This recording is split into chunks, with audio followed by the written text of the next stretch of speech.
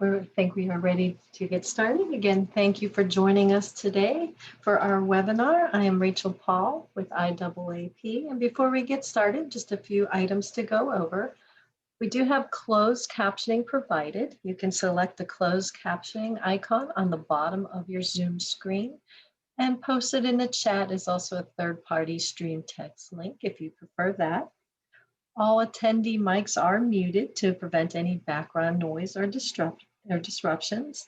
Today's webinar will be recorded and made available in our archives and sent out to attendees. If you have any questions, I encourage you to leave your questions throughout in the Q&A, and we will get to those as we go along. And I will be monitoring the chat for any general discussion or any technical issues. So I'm happy to turn today's program over to Marnie Peters with Accessibility Simplified. And our topic today is After the Audit, Accessibility Reporting and Recommendations. Thank you, Marnie. Thank you very much, Rachel, and I welcome everybody today, and I thank you for joining me. I know there's been a series of presentations about actually doing an audit, auditing construction drawings, and so today I'm going to talk to you about after the audit and what do you do with all that information you've gained. So accessibility reporting and recommendations. So the purpose of today's presentation is the focus on what to do after the audit. So accessibility reporting and recommendations focuses on providing the written report and recommendations to the client. So this webinar will focus on different formats and options for reporting and providing recommendations back to your client.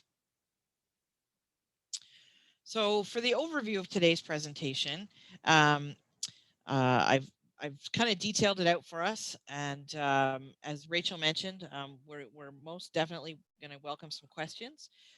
She's going to track the chat as she mentioned, and I look forward to answering them because today you're going to learn a couple different approaches. So you're done the audit, and now what? Knowing your report audience, knowing your recommendations audience, because they're not always the same thing or the same people. Mandatory and optional code standards and guidelines, and the narrative approach to writing a report, the just the facts approach to writing a report, developing your recommendations, tracking your recommendations and the remediation process, and working from drawings and the implementation plan. So knowing your report audience. And so as accessibility consultants, sometimes we're hired by building owners, sometimes by building managers or property managers. Sometimes it's by the design consultant, which may be an architect, interior designer, a planner. In some cases, it's a tenant or a leaseholder. So they are renting like an office within a really large building. Sometimes it's an accessibility advisory committee or panel. Who might be the audience. They may not be the person who hired you, but they're part of the audience or stakeholders that you have to present to. And sometimes it's what we call the authority having jurisdiction. So government officials, and it's probably related to the building code department, permit department, or an inspection department where there's monitoring and enforcement. And so it's important to know who is going to actually be using the report. So who is that audience? Because it can impact the way that you plan out how you actually prepare your report. So when we talk about knowing your recommendations audience, the building owner, for example, might be really interested in the executive summary of your report or just the really high level, the highlights. The building manager and property manager is probably going to be a little bit more interested in the details because they want to know, how is the building functioning? Are there safety issues that you've identified that are related to accessibility?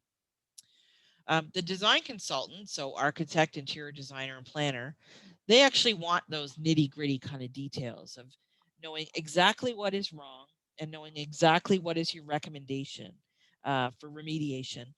And also, where applicable, they want to know what is the code reference that goes with it. Because as an accessibility consultant, when we're doing audits on buildings, the buildings are often built to one building code, which evolves and changes over time.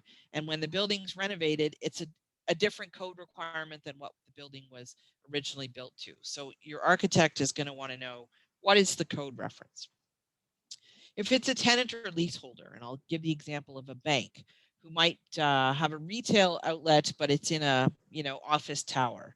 So I'll use the Canadian example. That's where I'm based in Canada. So banks have to comply with a standard that is national, not just provincial or not just a state type of code and standard. So they're held to a higher standard.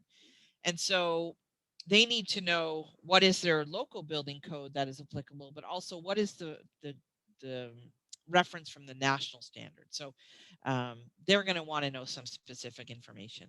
Accessibility advisory panels, they might want to make sure that the recommendations you're providing address all people with a full range of abilities and disabilities, the full range of human functioning. So they want to make sure that your recommendations, for example, aren't just addressing mobility concerns, but might also be addressing all the needs of, say, for example, people who are deaf and hard of hearing or people with vision loss. So they want to know the details, but they're not in a position to act on them. And then, of course, the authority having jurisdiction, people who are issuing permits for the work being done based on maybe new drawings, they want to know, also similar to the architects and design consultants, what is the code reference and what is the proposed change being done, and does it really meet today's standards that you need to work towards. And so it's important that you know your audience of who you're writing the report for. So when we talk about the hierarchy of legislation, um, in most countries around the world, human rights legislation or disability discrimination acts, um, they supersede all other types of legislation. So they're the highest thing, the default. So although they don't say, the building shall have a ramp at this slope, most human rights legislation and discrimination legislation says, you must make your facilities accessible to everyone, including people with disabilities. Um, so the code gives you the technical information, but it's human rights legislation that says, you know, you must make your facilities accessible. So in Canada, we're a signatory and we've ratified the UN CRPD, and it's reflected in our Canadian Human Rights Act. And then all of the provinces and territories in Canada have their own, like, provincial or territorial human rights codes as well. So they're all very similar in terms of the language, but it really sort of reinforces that messaging. After that, we start getting into the actual building codes that we need to be considering. So the national code, National Building Code of Canada, the provincial and state codes, so the Ontario Building Code, Alberta Building Code. So each province has its own building code based on the National Building Code, which is our model code. After that, the provinces have their own accessibility acts. Um, and so from that, they've developed another set of sort of regulations and standards that go with it to further help ensure accessibility, um, sort of universally. So the building codes address only buildings in themselves, but the provincial accessibility acts also address things like the public rights of way and sidewalks and curb ramps. So more of the exterior environment. A lot of cities in Canada have begun developing their own accessibility standards, which go well above and beyond any other building codes being used. And so some cities want to be really progressive and provide a much higher level of accessibility. Usually, it's only for projects and buildings that are owned by that particular city. But again, it just adds one more layer of accessibility, but also one more layer of complexity when you're writing a report. So it's really important to be aware of all of the different pieces of legislation, code standards, and guidelines, understanding which ones are mandatory, which ones are optional, and which ones might apply to specific jurisdictions but not others. And so that's like my last one, the national standard, which is applicable to specific jurisdictions. Um, and so that's our CSA B651, accessibility of the built environment. So that applies to anything to do with the federal government, whether they own it or lease it, but also to anything that's sort of interprovincial. So anything that goes across our country has a different standard. So it's really important that before you start, you understand not only what all those different pieces of legislation are, but what is their hierarchy. So which one is above the others in terms of needing to comply. So we talked a little bit about who's the report for and who are the recommendations for, who's your audience. So there's a couple different, well, I'll say two primary ways of writing the report. So one is a narrative report. So it includes introduction section about disability, human rights, legislative requirements, the CNRPD, all the way through to local codes and standards. So it tells a story about what you've discovered doing your audit. It often tells both the good and the bad. This type of report is often used for clients or report users who have a limited understanding about human diversity and the needs and abilities of people with disabilities. So it might be a building owner who is sort of getting involved in making accessibility modifications for the very first time. So in the past, they built a building, their architect did all the work, maybe they've had a complaint or something, or maybe they just know their building needs to be updated. So it's kind of the first time that they've really sort of experienced somebody coming in and looking at their building from strictly an accessibility perspective. So they don't really, and it's not always a building owner. Sometimes it is an architect, but it's really about people who don't have a good understanding about the impacts of compliance or non-compliance with the building code. Like, why is it important that there not be protrusions in the accessible route or head hazards? Or why is it important that you have a ramp that's only 1 in 15? What's the difference between 1 in 12 and 1 in 15? So to a person like who's a quadriplegic, who has limited strength, for them, there's a really big difference. For somebody who is ambulatory and can walk and is just learning about disability, it's important that they understand as part of the report, you know, the ramp doesn't meet code and this impacts this group of users. So it's really about the chance to educate as well as provide that information. And so these are the typical sections. I mean, every report's a little bit different depending on the client, but there's often an executive summary which prevents like the overall high level findings related to accessibility, like the approach, access, use, egress for everyone. How does the building actually fare? When we talk about the introduction section, so what's in it? So what is universal design? What is accessibility? Who are people with disabilities? Who are the facility users? Some buildings you have a good idea of who they are. Other buildings, you need to be able to plan for every possible user. So your approach and methodology and objectives. So how are you going to be writing the report? So usually this is part of you're explaining how you actually conducted the audit.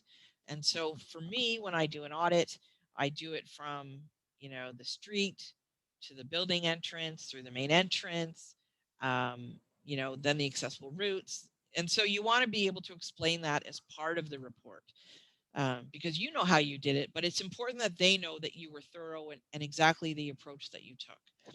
Then you want to give them some education about the applicable legislation. A lot of people think it's only the building code that applies to them when they're doing this type of work. They don't realize that human rights legislation plays a part, and maybe there are city codes and standards that are applicable.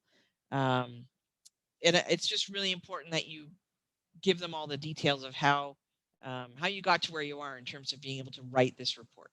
And then we have our exterior elements and interior elements.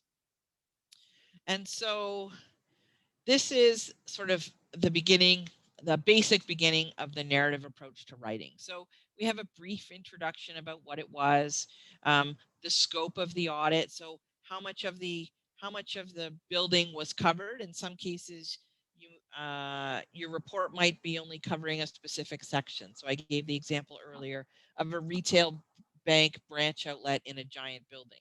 So the scope is only the bank. you're not doing the whole audit. You're not doing the whole building, sorry. Although you might be doing the public washrooms next to the bank because it's kind of a shared public area that people who are going to the bank might want to use. So it's important to define what is the scope that you covered and what you did not cover.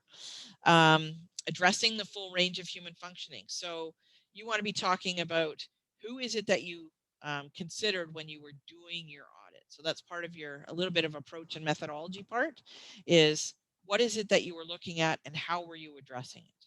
Then we have this little section here on applicable codes and standards, and we talk about the codes and standards that we used to develop the recommendations, but also that we had used to assess the built environment against. Then we want to do some priorities so that they know how to implement the recommendations.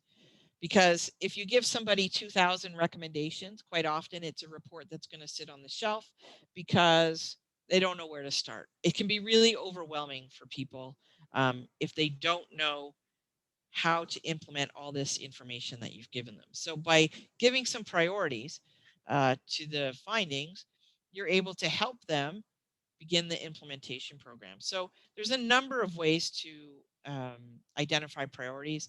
For this report, it was about safety issues. That was identified as number one. Mandatory compliance is a priority number two. So this was actually broken into 2A and 2B. So 2A, it's a mandatory compliance issue, but immediate action is required and or it was achievable at a low cost. And 2B meant, yes, it's still mandatory, but it's probably going to require some capital budgeting. So by giving it a 2, it tells them it's mandatory and they have to do it. And then A or B tells them sort of whether or not it's something that's easy to accomplish and they have to do right away, or whether they need to plan for it. And then finally, number 3, it's something that wasn't in a code, but it's definitely a best practice to implement, and it creates a more inclusive environment for all. So this set of priorities only had 4. If we have some time, I'm going to show you some priorities that had more options than that. And then the organization of the report. So we want to tell them sort of how the report is organized so that they'll know how to use your report. And so this one was about an airport. And so I told them how I started. I started in parking, then I did exterior drop off. Then I did the level 3 departures, level 2 departure gates, and or sorry, one of those should have been arrival. Level 3 is arrival. Level 2 is departures and customs, and then the baggage hall. And so in some cases, we also want to talk about if we are avoiding sort of unnecessary duplication. So at this airport, everything about stairs, every set of stairs in the building had the same issue. And so I didn't want to have to say it every time I came across a set of stairs.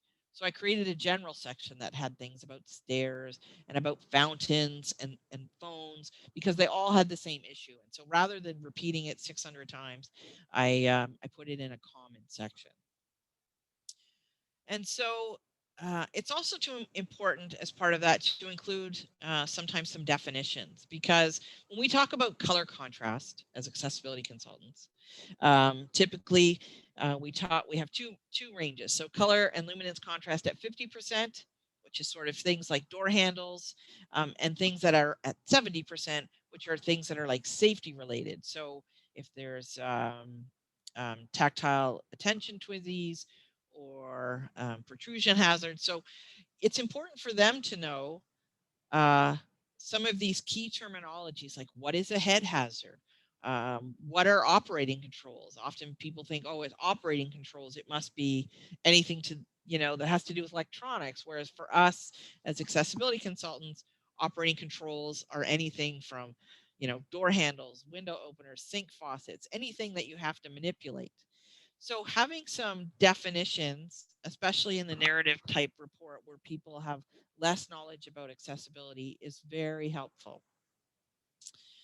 So here's an example from a narrative report. So it talks about a little bit about the evacuation plan and how it's configured, how it's more effective at lower points for wheelchair users, And then we go, with a photo so that they understand what it is that you're talking about. Having photos is really important in the reports. Um, and then we want to talk about what are the recommendations of things that were issues that we identify. And then we include the code reference, so CSA section, and then the clause 4.2.2. And then we give it a priority. So it's priority 1 because it was safety related. And it's also, in some cases, you can have more than one priority because we identified it as a safety issue, but also that it's a code compliance issue that's easy to fix. And so each recommendation needs to have its own number as well to make it really easy to reference later on. So it's not very helpful if we just have a bunch of bullet points, because then I can't be saying like, oh, remember that recommendation I gave you about this. So if you have to go and find it out of 600 bullet points, it's quite difficult. But if I say, oh, it was recommendation 2.3.17, it's quite easy to find. Everybody's on the same page. And so I also put my recommendations in italics because it helps it stand out.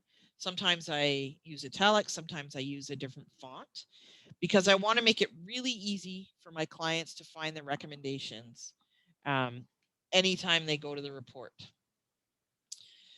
So when you end up with 600 recommendations, because it's a really big building, it has to be easy for them to also see all the recommendations you want to make at a glance. So this is from a different project, but same concept. So every recommendation is numbered.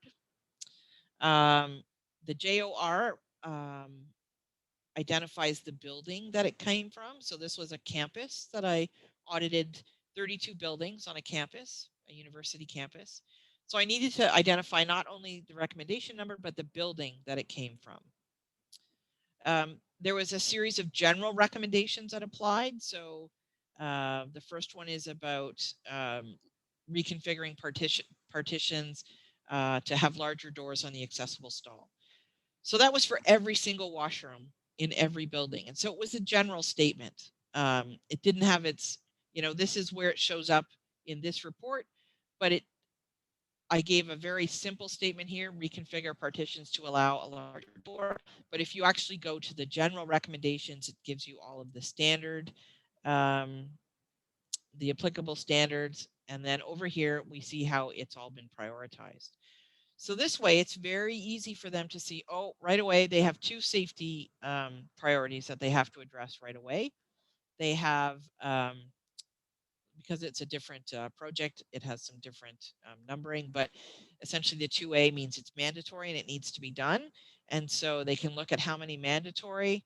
2B was how many are going to require some capital planning probably. And then 4 and 5 means these are things that have elements that go above and beyond in some way. So you can just, it's an easy way to help summarize what all your recommendations were at the very end. So if we look at just the facts type of reporting, it often includes a shorter introduction section about disability, human rights, legislation requirements.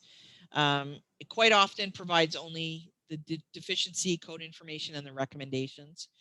And it's often used for clients I have, or report users who already have a comprehensive understanding about human diversity, the needs and abilities of people with disabilities. They're well aware of their code obligations, both human rights as well as the building codes. So I use that sometimes for clients where it might be the third project I've done for them, and it's a sort of continuation. Um, so as a follow-up report, or sometimes it's they get a very comprehensive type report at the beginning of the project when we have done, for example, review of construction drawings, and they're just building the building. And at the very end of the project, I do a pre or post occupancy audit of the building, and they want to make sure that everything's been implemented. So I don't need to explain everything to them because we've been working together already for so long.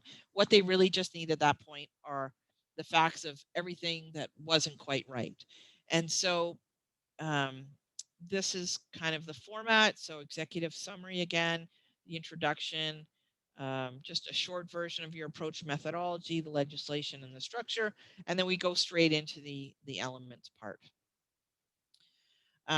This is an example of something I would maybe do in Excel. I tried to make it so you could see it, but it just ended up being too big. So I'll just tell you what each of the columns would have been. So it's, well, the building name goes at the top, but um, similar to the university campus.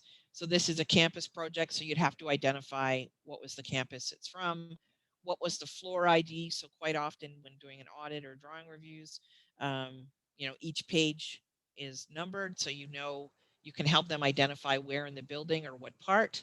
So each deficiency in this case received its own identifier, the same way that we would then give each recommendation its own identification number.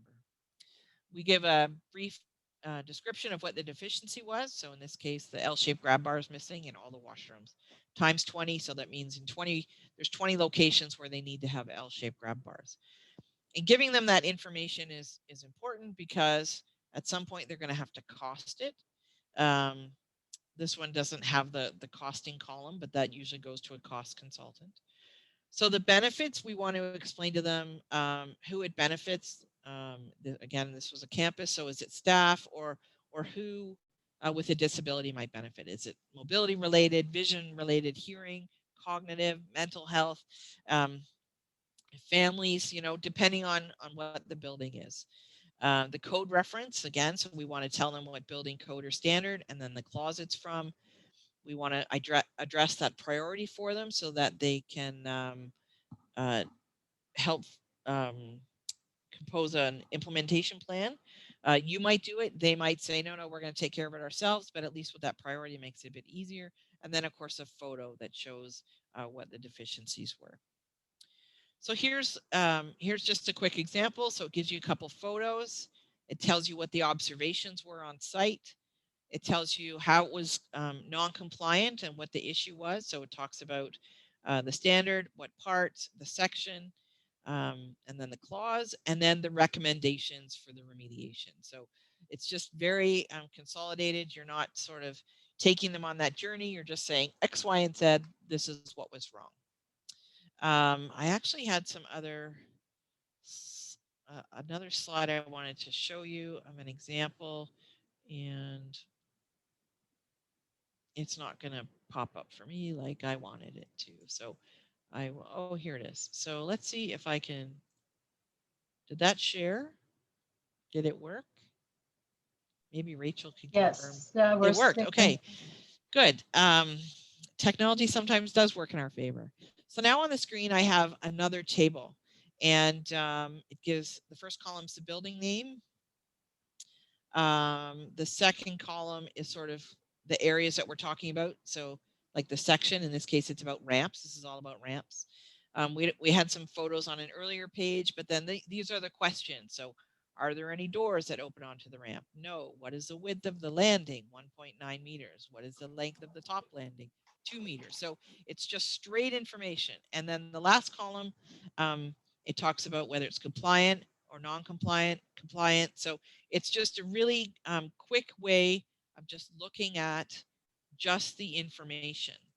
So now I can go back to the presentation. Look at that. I figured out how to make all this work for me. So now we've made the recommendations, and now what? So you've indicated what the deficiency is, and you've provided them with the recommendation of how to make the change. And so um, what is it they need to do? What is the solution? We've given them the code reference, best practices. So you're setting the stage for deciding what to do and when to do it. So here's how we do some of the prioritization. So one, it's highly recommended. So you must implement the solution immediately. Current situations may prevent someone from accessing and using the facilities, or it may be a life safety issue. It's recommended to do it. So number two, plan to implement solution within the next 2 to 5 years for an inclusive environment, does not prevent access and use of the facility, but may make it unnecessarily difficult to do so. And 3, it's preferred. So it's a best practice solution and should be implemented to ensure full inclusion, equitable approach, access, and use, but does not pose significant detriment to users. So that's kind of like the general way of thinking about how we prioritize things. There's several options. Sometimes it's really important to consider it like with the client about um, what are their thoughts, and sometimes you have to give them something to start with. And so here was a recent project where we realized that, believe it or not, there was almost 4,000 universally accessible criteria that we were assessing against. And so when we have that many questions, we really need to help them with the process. So we considered the risk and what is the priority. And so the barrier poses a risk of injury, full access and use is denied, there's a high probability of a human rights complaint, and it's not universally accessible. And so that's the risk. And so when we look at the priorities, some of them are similar, but we realize that we're missing elements. And so sometimes you can have something that is it might be like a low risk. So, nobody's going to get hurt. And there's kind of, um, a low level of assistance might be required, but um, it's not compliant with, it's not universally accessible. So it doesn't provide that equitable feeling. So although the risk is low, we might say it's a high priority for addressing, either because it's easy to address, or it would create a more universally accessible space. And so when we did this project, we identified we could give it two numbers, one for risk and one for priority. And so it's not, there's no simple, it's not always simple when you're preparing this. It's really important to go back to what we talked about in the beginning when we talked about who's our audience and who's the user of our recommendations. So when we're working from drawings, I know this is about writing the report, but often we get the opportunity to review drawings at multiple stages. So the functional plan, the DD design development, and the construction documents phases. So part of that, though, is making sure when we're doing our report writing and our recommendations is that when we make a report from the functional plan, the schematic design stage, and we hand over our findings, that when we look at the drawings for the design development, that they have addressed what we wanted to say. And so this is a tracking sheet for a project that reviews construction drawings. And so some of the issues that we identified or we weren't sure of, because at the functional plan, you have some details, but not a lot. We weren't sure if some of the toilets were going to have a transfer space on both sides, because we needed to have a certain number of universally accessible that can accommodate an adult change table and to support people. And so we give the location. So this is like what level it was on. We tell them what drawing that we found this on and what the recommendation is. The same for flush controls, the configuration of the sink, the lavatory, and the counter space. So we tell them what it is, what our recommendation is. That, oops, sorry, I went one. There we go. And then we give our comments, and we give them a column as well. So we send them this table, and they get to respond back to us about whether it was resolved or what new drawings we need to look at in the next phase.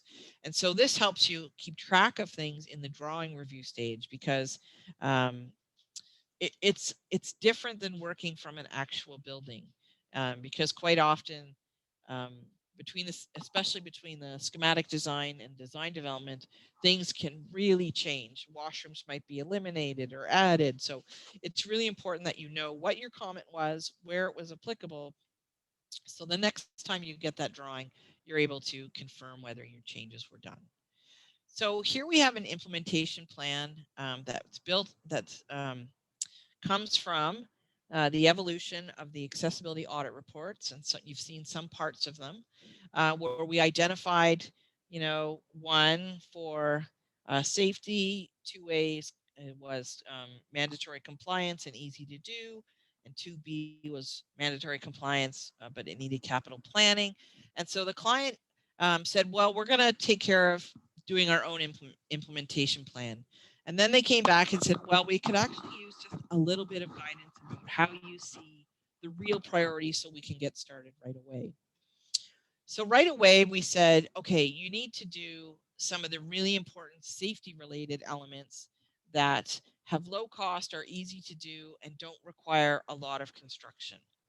So we picked things like putting guards at the drinking fountains that were protrusion hazards, adding visual strobe alarms in the individual universal washroom, putting the vision markings on those fully glazed glass walls of offices. So things that are easy to accomplish and low cost. Next, we talked about fire and life safety because that's something that's often overlooked, and in building codes and standards is not necessarily well addressed for people with disabilities and people who are unable to evacuate independently. So we wanted them to improve their evacuation plans, make them the font larger, make them more accessible, um, putting the signage where, identifying the accessible egress route, what to do if you can't use the stairs. So things like that, that again, low cost, easy to do, and it just required some coordination with their existing fire and life safety teams. And then we talked about some washrooms. And then we went on to the 1 to 3 year plan. Um, so some of these things, um, the immediate was like we wanted them to do it tomorrow. The 1 to 3 year plan was going to require just a little bit of capital planning, probably a bit more construction. So, installing the attention Twizy at the top of stairs, widening doors. So all these things were relatively still immediate in terms of need because they prevented access or they were a direct hazard to somebody. But they still needed a bit of time to consult with like an architect, have somebody check, where is this, what's the structural supports if we're asking people to widen doors. So things that would still take a little bit of time. So 1 to 3 years. And then after that, we moved on to, 4 to 5 years. And so from that, they were able to develop a more comprehensive plan. So this is a very simplified implementation plan. Some clients may need a lot more help, putting them in touch with a cost consultant, taking care of parts of that to ensure that they can do their budgeting. So it's really important to be discussing at the very beginning what is it that the client wants and how far do they want you to take the reporting. So beyond developing the report, what type of implementation plan do they want? How detailed do they want it? Do they want costing to go with it? So it's important to consider those elements. So part of the messaging to the client afterwards, and this isn't important to consider. So often we say you need to do wider doors, fix this washroom, and they say, well, it was compliant at the time. And so part of that is the education part where you need to explain that the evolution and changes to legislative requirements. So there's more human rights legislation now, and it's more efficiently sort of enforced. You know, more people are comfortable with bringing complaints forward. Code changes, building codes are updated in Canada on a 5 year cycle. So as soon as one document comes out, they still continue to work on updating it towards the next sort of evolution of it. And also, we want to talk about moving from just basic accessibility to achieving universal design and universal accessibility. And so, um, often, people use the words barrier-free design, accessibility, universal design interchangeably, like they all mean the same thing. But they don't. So we often, part of our lesson to people is, barrier-free design is the old school thinking where you had a building and you're tacking on a ramp at the back. You're not really making it accessible for everybody. You're making it accessible for people who use wheelchairs. Accessibility sort of has that checklist approach of how do I make it accessible for wheelchair users? How do I make it accessible for people with vision loss, for people with hard of hearing or deaf? So it's very specific disability groups that you're addressing specifically. Universal design is about, you know, uh, making a building or product or service accessible to all users to the greatest extent possible, without the need for modification. But often when we talk about universal design of, say, a building, it means that building is maybe universally designed, which of course is not much help to us if we can't get to the building because the spaces in between haven't been designed to be accessible. And that's where we get to universal accessibility, where it's not just parts, it's not just silos of universal design, but everything, all the connecting parts in between are also accessible. And then, of course, moving from recommendations to compliance. And so, um, ensuring your client has everything they need to do to take those recommendations and actually achieve a building that's compliant. Um, Not only compliant, well, at a minimum is compliant, but hopefully more towards universal accessibility. So universal accessibility as that continuum. So explaining that we have to consider not only the full range of users, but also the accessibility throughout the range of the experience. And so that's part of what I was mentioning about not just having silos of accessibility, but when we're working with clients, encouraging them to understand that it's not just about fixing the building, but about the entrance to the building and the pavers and the parking and how does somebody get here from the bus stop through through your space. So it's taking into consideration all of those elements above and beyond what's considered in basic building codes. And of course, understanding and having your clients understand that accessibility and code compliance doesn't equal accessibility. Code compliance is like the bare minimum that you can do. It's the bar that we can't fall beneath. It's not the bar that we should be striving for. We need to do better than the building code because the building code is like the basement of what you're allowed to do.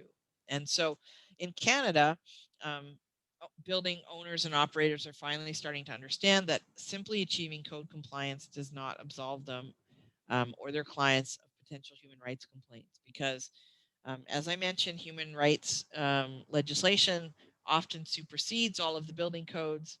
So the codes provide some details, but that doesn't mean that you um, don't have to do more. So building codes often don't do a good job covering um, how to make a facility or an environment accessible for people who are deaf or hard of hearing, but that doesn't mean that you don't have to do it. So you have to find ways, understand the technologies, and it takes going outside of the comfort zone to ensure that we're actually creating accessible environments.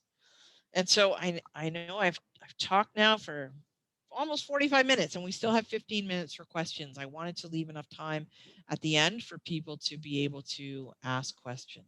And so at this point, I will welcome Rachel into the conversation and she can help me with getting some questions. Sure. Thank you, Marnie, for all that great information.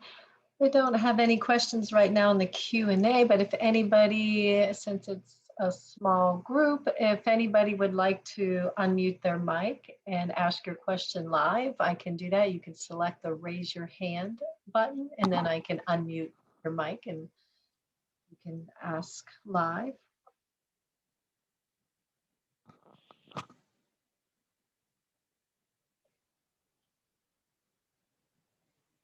It's a very quiet group today. Quiet group today. We will send out a recording of today's webinar as well as a copy of the presentation. Oh, I see a hand raised. Anna, just give me a second and your mic is, you're now able to unmute your mic and join us.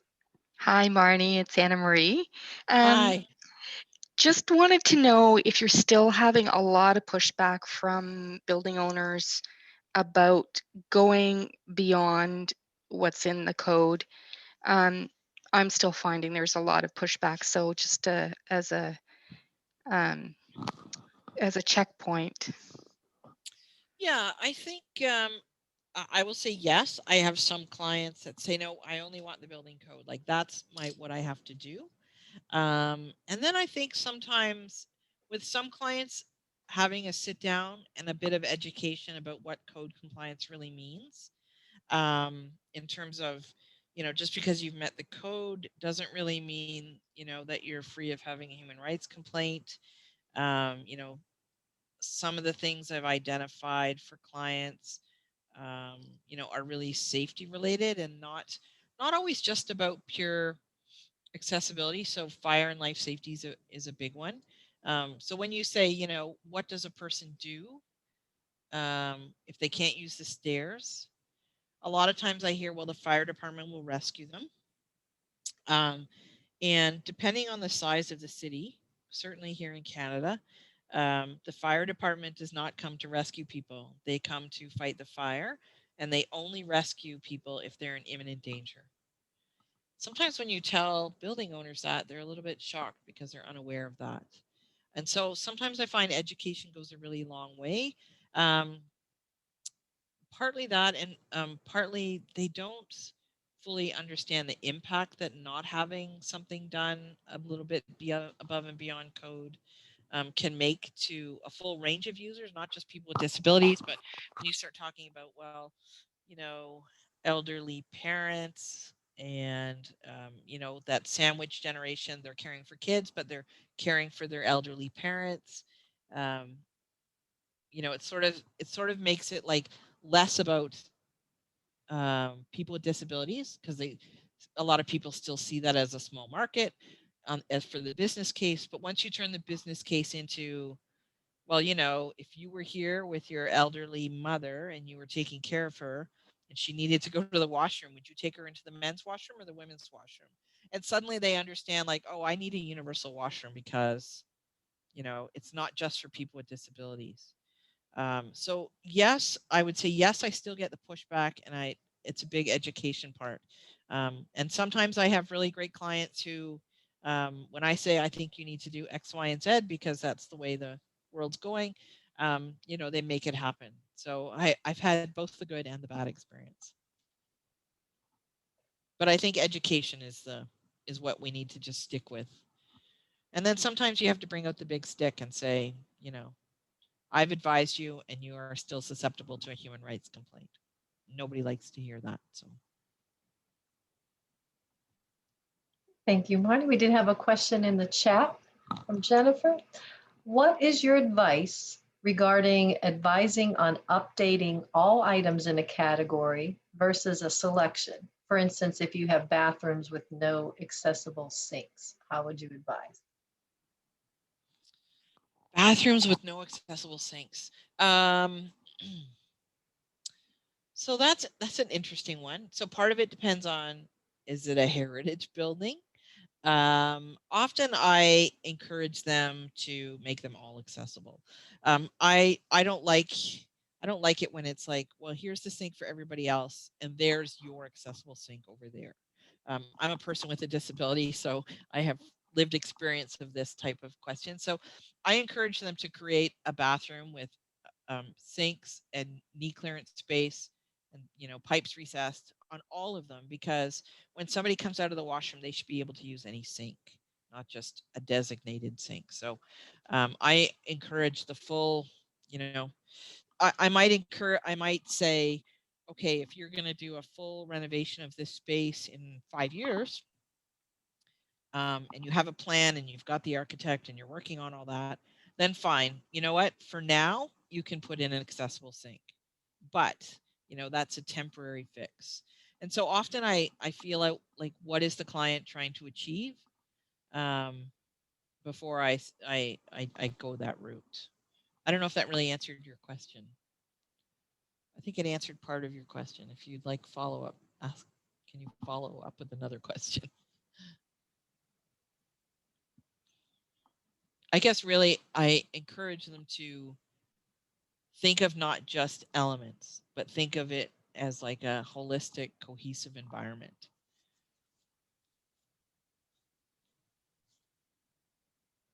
Okay, this is Rachel again. We still have a few more minutes. If anybody else would like to ask a question, either live or in the chat, I wanted to mention if you are an IAAP member, if you haven't already, please join the Accessible Built Environment group in Member Connections. It's a great way to stay connected and chat and network with others that are working in the field. And if you're interested in hearing more about the Accessible Built Environment Task Force or getting engaged in that, I will leave my email in the chat.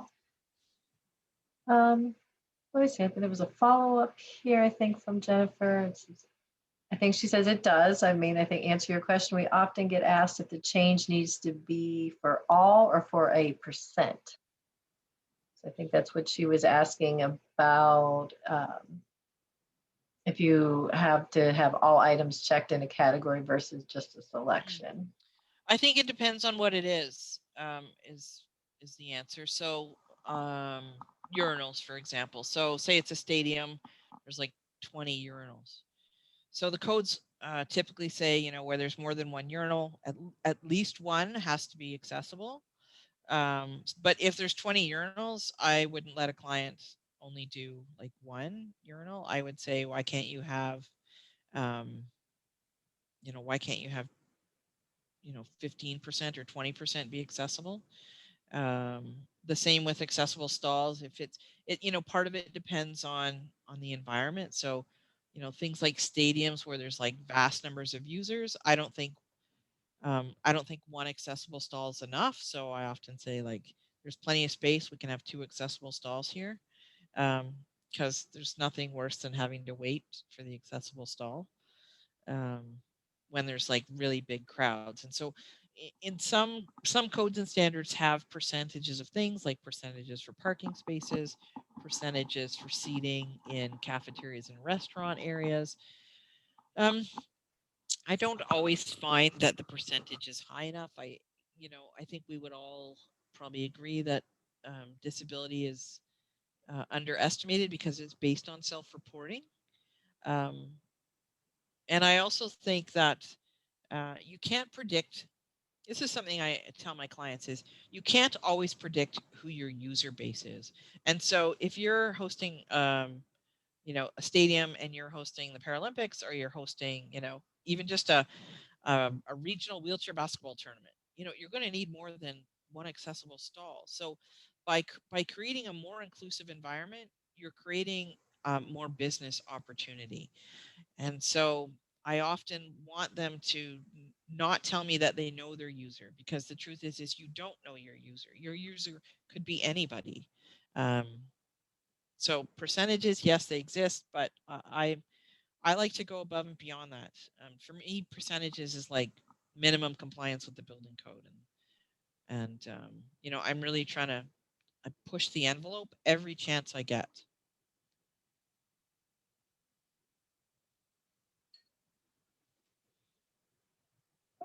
Rachel. Oh, there's just a comment in the Q&A, a great, well-organized presentation. Thank you, from Anna Marie. Well, we still have a few minutes. If anybody, again, would like to raise your hand to ask your question aloud or in the chat. We appreciate your time today, Marnie, for the presentation. Again, we'll send out the recording and a copy of the presentation slides.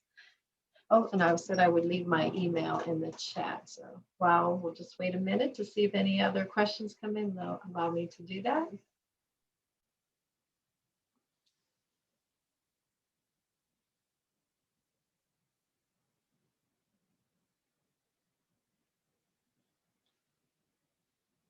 I still have my my email up on the screen, I think. And so if anybody wants to email me somewhere down the line, then you're more than welcome to.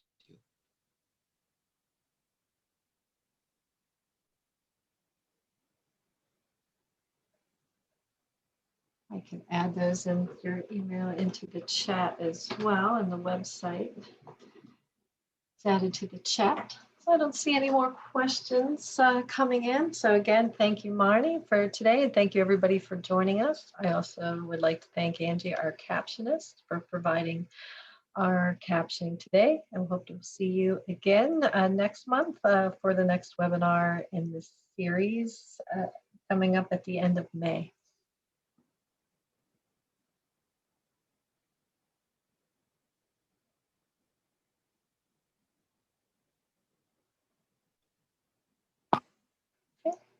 Thank you, everyone. Thanks, Thank everyone. you, Take care. Marnie. Thank you. Take Nice care. to meet you.